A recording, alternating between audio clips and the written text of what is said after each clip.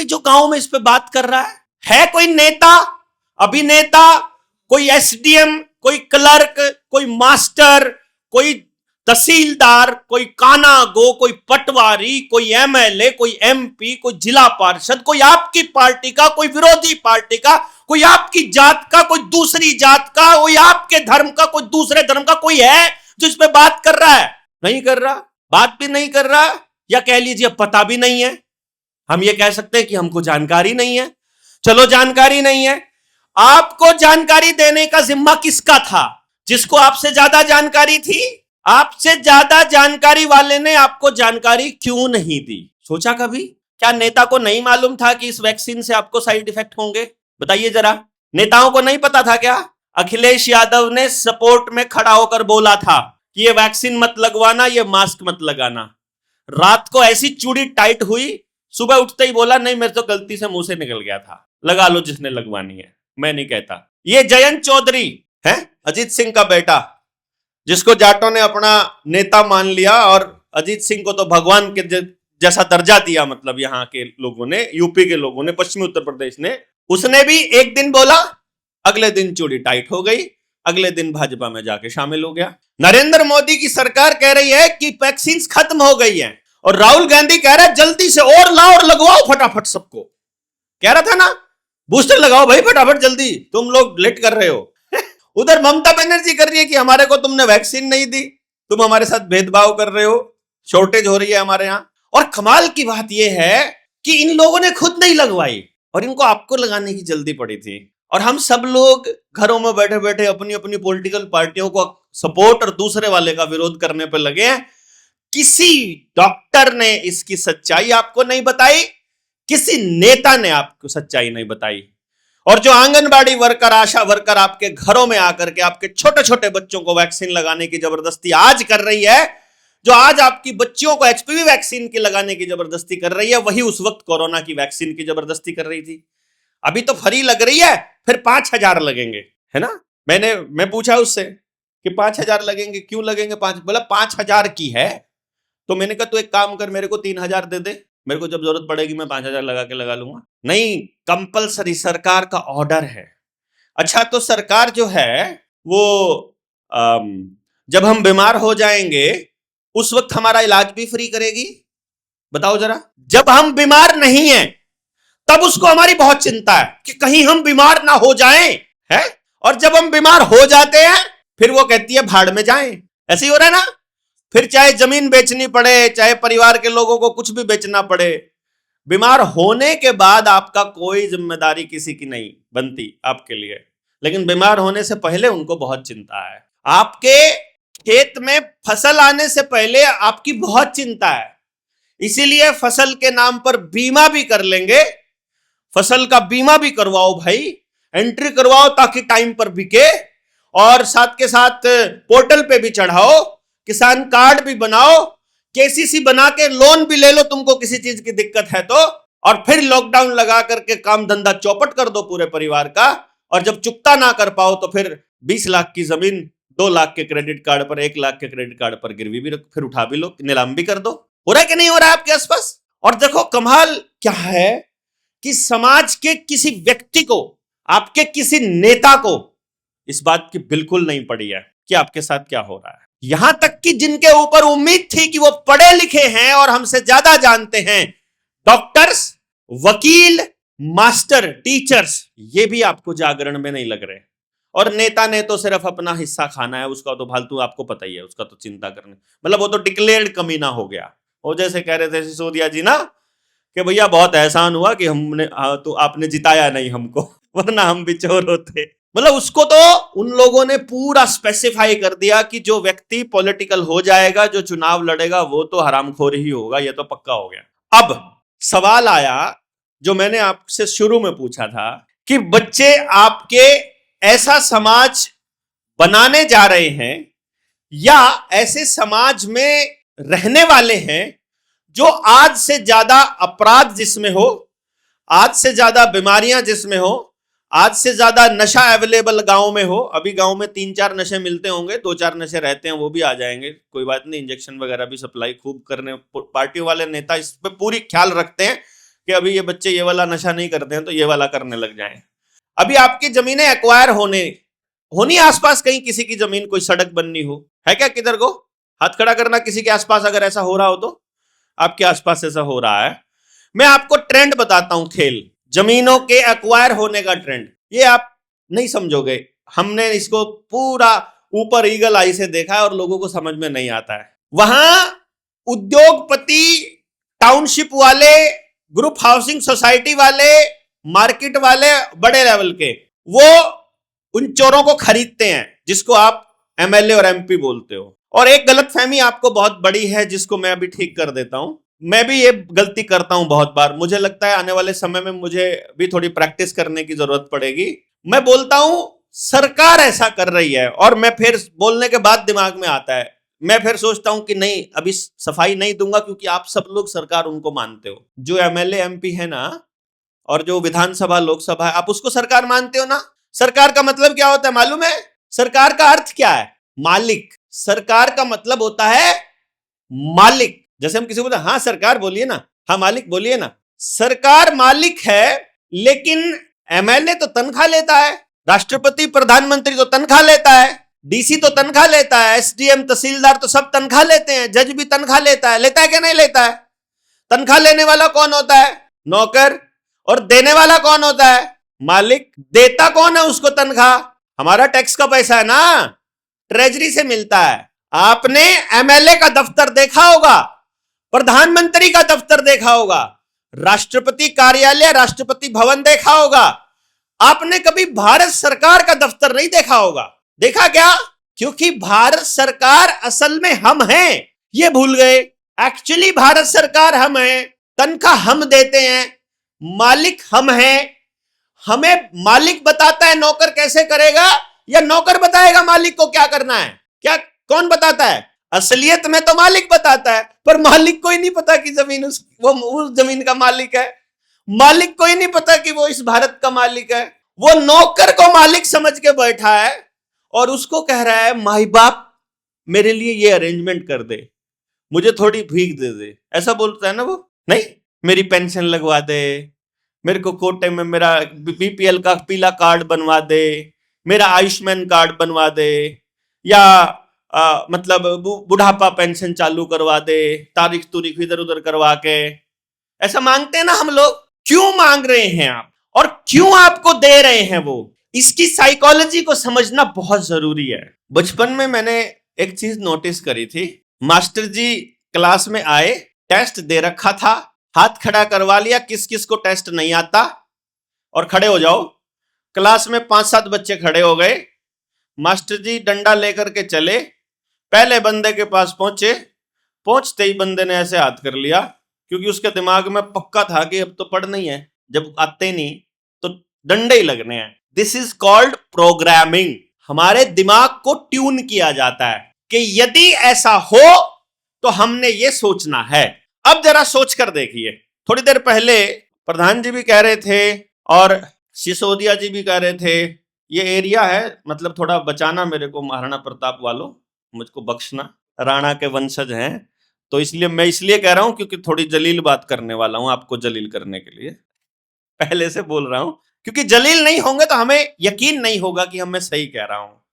आपकी छाती में लगनी चाहिए बात कि यार वाकई ऐसा हो रहा है। मेरे ख्याल से पूरे गांव में 95% लोगों की जमीन बैंकों में गिरवी पड़ी होगी केसीसी के नाम पर। गलत है कि सही है? सही कह रहा हूं ना, कम से कम की बात करी है मैंने जानबूझ के। 95% ने अपनी जमीन गिरवी रख के वहां से पैसा ले रखा है, और हर 6 महीने में वो पुराने का नया कराते हैं, ब्याज ब्याज दे करके। इस तरीके से वो चलाते हैं। पूरी पेमेंट देने का जुगाड़ किसी के पास नहीं है, रिश्तेदारियों से पैसा इकट्ठा किया जाता है, जमा कर देते हैं, अगले दिन निकाल के रिश्तेदार को पैसा वापस, और ब्याज ब्याज में काम चल जाता है। ये चल रहा है सारा कुछ। और 95% लोग, अगर मैं नहीं कहूं तो 80% तो पक्का गांव में कोटे से राशन लेते हैं, 5 किलो अनाज। गलत है कि सही है? बहुत से लोग गांव में ऐसे भी हैं जिनका नाम वहां राशन कार्ड की उस एंट्री में है, लेकिन वो राशन नहीं लेते।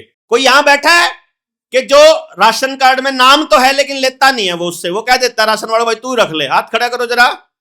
ये देखो जी साहब, ये साहब जो हैं इनके राशन कार्ड में नाम है, इनका 5 किलो अनाज आता है ना, और आप लेते नहीं। समझना इस कहानी को।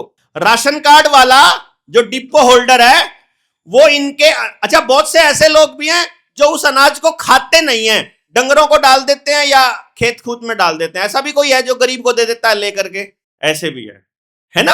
अब देखना, चलिए नीचे करिए। आपके पुरखे महाराणा प्रताप कहां से अनाज लिया करते थे, कौन से खेत से उगाया करते थे? कहीं किसी कागज में, किसी रजिस्टर में दर्ज है? बताइएगा। हाँ जी, आप अगर सूरजमल के वंशज हो, या भाई छोटू राम के हो, या भाई परशुराम के हो, या वाल्मीकि के हो, या सूरदास के हो, या चरणदास के हो, या राणा के हो, जिसके भी आप वंशज हो, मुझे सिर्फ ये बताइए आपके बाप दादा कहां से अनाज लेते थे? क्या आपके पास किसी रजिस्टर में एंट्री है? नहीं है। कहीं एंट्री मिल सकती है? नहीं मिल सकती। आज से 30-40 साल बाद जब आप मर चुके होंगे, आपके पोता पोती को बताने के लिए आप जिंदा नहीं होंगे। क्यों भाई जी, क्या आप बता पाओगे उनको कि मैं अनाज लेता नहीं था, मैं तो दिया करता किसी गरीब को? क्या हम ये बताते हैं किसी को? गांव में कितने लोग हैं जो इस बात का ढिंडोरा पीटते हैं? नहीं पीटते। अब जो लोग आज शान से खड़े होकर छाती चौड़ी करके कहते हैं मैं राणा प्रताप का वंशज हूं, उस व्यक्ति को आज से 50 साल बाद ये अंग्रेजों के दल्ले, ये विधानसभा लोकसभा में बैठे हुए चोर, गुंडे, लुच्चे लोग आपके बच्चों को, आपके वंशज को ये कहा करते थे, ये कहा करेंगे आने वाले टाइम में, क्योंकि अभी जो हम कर रहे हैं ये इतिहास में दर्ज हो रहा है। वो ये कहा करेंगे, ये रजिस्टर देख, ये कोटे वाला रजिस्टर उठा के देख, तेरा दादा 2026 में 5 किलो अनाज पे जिंदा रहता था। नहीं, एंट्री हो रही है अभी आपकी सबकी। आपको भिखारी बनाया जा रहा है कि ये इतने लिच्चड़ लोग थे 2026 में, जो बच्चा पैदा होते ही, लड़की होते ही तो पैसे लिया करते कन्या के नाम के, फिर स्कूल में दाखिल करवाया करते तो मिड डे मील हम खिलाया करते, दोपहर की रोटी खिलाने का भी जुगाड़ नहीं था इतना दिन का, फिर इनकी छोरी का ब्याह होया करता तो भी कन्यादान के नाम पर पैसे दिया करते, इनकी औरतें विधवा हो जाती थी, रोटी खिलाने का पैसा नहीं था, हम दिया करते विधवा पेंशन, और इनके बाप दादा जब बूढ़े हो जाते थे तो ये अपने बाप को पैसा, ये रोटी भी नहीं खिलाते तो उसके नाम का पैसा भी हमसे लेते थे बुढ़ापा पेंशन के नाम पे, और फिर जब ये मरते थे तो मरने का नाम का पैसा भी हमसे लेते थे। नहीं, और पूरा परिवार ऐसा भिखमंगा था जो 5 किलो अनाज पे जिंदा रहता था। नहीं लिख रहा है इतिहास में, रजिस्टर हो रहा है बकायदा। आपने लेना कब चालू किया, आपका अंगूठा लगता है, उसमें ये नहीं लिख के आते कि अंगूठा तो लगा रहा हूं, ले नहीं रहा, आपने अंगूठा लगा के ये कह दिया ले रहा हूं। अब आप सोचो, जिस देश के, जिस समाज के 80% लोगों के ऊपर भिखारी होने का ठप्पा लग चुका हो, वो समाज आंख उठा के विद्रोह कर पाएगा अत्याचारियों के खिलाफ? बताओ जरा। फिर तो आपको कभी भी ऐसे चूड़ी टाइट कर दी जाएगी जैसे 2020-21 में की थी। 26 जनवरी 2021 को वैक्सीन का दौर आया, आपके ऊपर जबरदस्ती की गई और यह कहा या तो वैक्सीन लगवा लो, नहीं तो पेंशन नहीं मिलेगी, अनाज नहीं मिलेगा, रेल में नहीं जा सकते, जहाज में नहीं बैठ सकते, मंडी में नहीं जा सकते, दुकान नहीं खोल सकते, तनख्वाह नहीं मिलेगी, हाजिरी नहीं लगेगी, पेंशन, ऐसे ही बोला था ना। सारी चीजों के ऊपर आपको रोक लगा दी कि आप बच्चों को स्कूल नहीं भेज सकते, आप कोई फॉर्म नहीं भर सकते अगर उसका सर्टिफिकेट नहीं हुआ तो। ऐसे किया था ना। क्यों? क्योंकि आपने अपनी जिंदगी की बागडोर उनके हाथ में दे दी थी। आपने कहा कि वो चूड़ी टाइट करेंगे, क्या करें, माई बाप मानना पड़ेगा, सरकार से कैसे लड़े। क्यों? क्योंकि अनाज उनके हाथ में, पानी उनके हाथ में, बिजली उनके हाथ में, रोटी उनके हाथ में, सड़क पर चलना उनके हाथ में, पुलिस का डंडा उनके हाथ में, बैंक का कनेक्शन उनके हाथ में, पैसे सब उनके पास, हमारे अनाज सारा उनके पास। हमारे पास तो कुछ है ही नहीं, तो हमको तो जिंदा रहने के लिए उनकी बात माननी ही पड़ेगी ना। अगर हमारी गर्दन उनके हाथ में होगी तो। उन्होंने 2021 में देखा कि ये लोग ऐसे हैं, पूरे गांव में 2-4 लोग बोलते हैं, फालतू कोई बोलता नहीं है, इसलिए इस देश को, इन लोगों को पूरी तरह से गुलाम बनाना बड़ा आसान है। इन लोगों ने तीसरी डोज के बाद वैक्सीन नहीं लगवाई, इन लोगों ने एचपीवी की वैक्सीन भी नहीं लगवाई, ये लोग छोटे बच्चों की वैक्सीन लगवाने पर भी जबरदस्ती आने वाले टाइम में मतलब विरोध कर सकते हैं। तो फिर उन्होंने एक गेम खेला।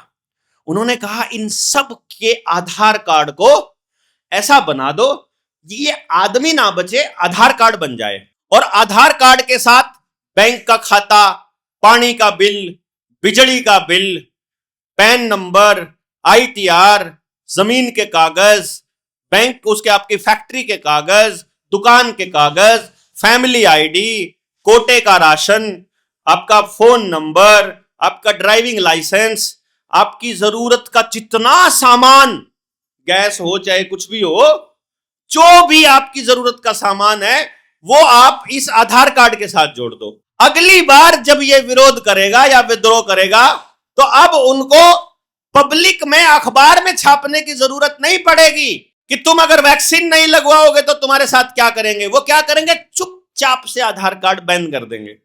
आप बैंक में जाओगे पैसे निकलवाने, नहीं चला सकते। फोन चलाओगे, फोन नहीं चलेगा। आप गाड़ी स्टार्ट करोगे, जो ये अभी भारत 6 की जो गाड़ियां हैं किस किस के पास है, हाथ खड़ा करना। नई वाली गाड़ियां, क्या आपको मालूम है इसमें किल स्विच है? किल स्विच का मतलब है कि मोबाइल के साथ कनेक्ट हो जाती हैं तो कंपनी वहां से बंद कर सकती है। आप बंद कर सकते हो ना, सिक्योरिटी इतनी जबरदस्त है नई वाली गाड़ियों में भारत 6 में कि मोबाइल के साथ जोड़ दो उसको, उसमें मतलब थेफ्ट वाला, चोरी वाला बटन ऑन कर दो तो गाड़ी 1 किलोमीटर से आगे नहीं जाएगी। अरे मोबाइल से आप बंद कर सकते हो, जिसने वो टेक्नोलॉजी बनाई है वो वहां से नहीं बंद कर सकता क्या? सोचो जरा, कर सकता है ना। इसका मतलब यह हुआ आधार नहीं चल रहा तो गाड़ी भी नहीं चलेगी, पेट्रोल भी नहीं मिलेगा, डीजल भी नहीं मिलेगा, सीएनजी भी नहीं मिलेगी, बैंक भी नहीं खुलेगा, पढ़ाई भी नहीं सकते, और मोबाइल भी नहीं चलेगा, पेमेंट भी नहीं कर सकते, पेमेंट ले नहीं सकते, और बाकी सारी सेवाएं जो आधार के साथ जुड़ी सारी बंद, ना गैस मिले ना कुछ और। नहीं कर सकते क्या? पहले एक बार सोच के बताओ। जिन्होंने आपको वैक्सीन के अंदर जहर डालकर दे दिया, इतने हरामी लोग, क्योंकि मैं किसी पॉलिटिकल पार्टी का सपोर्ट या विरोध नहीं कर रहा हूं यहां, मैंने सब पॉलिटिकल पार्टियों का नाम ले लिया जो यहां उत्तर प्रदेश में थी, है कि नहीं? और सब मिले हुए हैं, सबके सब पॉलिटिकल पार्टियां इन फार्मा कंपनियों के और विदेशी कंपनियों के दलाल, उनके पालतू कुत्ते बने हुए हैं। इसलिए उन लोगों को उनके हिसाब से चलना उनकी मजबूरी है और आपको रगड़ना उनका टारगेट है, और हमको यह पता नहीं चल रहा। मैं शुरू में एक बात मैंने कही थी कि भैया आपका बच्चा एक ऐसे समाज में एंटर करने वाला है जहां बहुत गहरी अंधी खाई है, बहुत बड़ा कुआं है, और मैं आपको सिर्फ ये बताने के लिए आया हूं। जैसे मैं दूर बैठा हूं, बच्चा आपका है, छत पे आप लेके बैठे हो, आपका बच्चा छत से उधर की तरफ जा रहा है, मैं सिर्फ चिल्ला के ये कह रहा हूं कि सपनावत वालों, इस देश वालों, तुम्हारा बच्चा उधर जा रहा है, उसको रोक लो, उसको बचा लो, अगर तुम्हारे पास इतनी समझ हो तो। और नहीं है तो समझ लो कि उसको रोकना कैसे है। यदि ये समझ में नहीं आया, नहीं रोक पाओगे आप अपने बच्चों। आगे आने वाले टाइम में सारी गलत चीजें बढ़ रही हैं, और यदि ये कुदरती रूप से नहीं बढ़ रही हैं, यदि इनको कोई कर रहा है, तो भाइयों, बुजुर्गों, माताओं, मैं आपका छोटा सा बच्चा ये बता रहा हूं कि अगर कोई कर रहा है ना तो इसको ठीक हमको करना पड़ेगा। क्यों करना पड़ेगा ना? उधर उस बच्चे को कोई बिस्किट दिखा के बहला के उधर बुला रहा है तो हमको उस बच्चे को उसके पसंद की चीज और देनी पड़ेगी। अगर उसको कोई जबरदस्ती लेके जा रहा है तो हमको जबरदस्ती रोकना पड़ेगा, या हमें वो फैक्टर खत्म करना पड़ेगा जो उस बच्चे को गलत रास्ते पर लेकर जा रहा है। नहीं करना पड़ेगा क्या? बताइए ना।